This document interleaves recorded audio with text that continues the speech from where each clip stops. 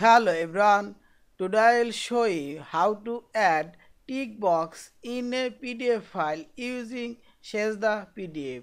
Firstly go sejda.com and here you will find this Sejda PDF tool and click here all tools option. Here you will find this create from option. Click here create from and upload your PDF file.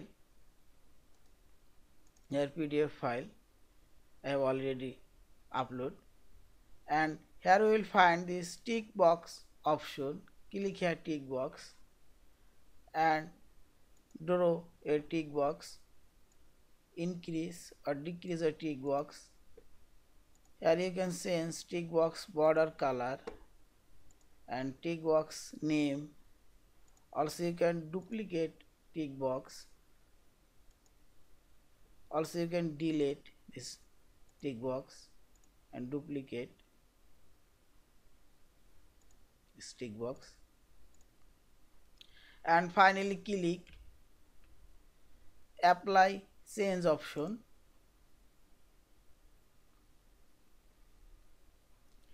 and click download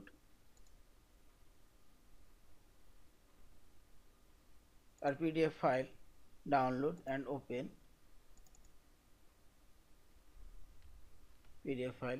This checkbox created.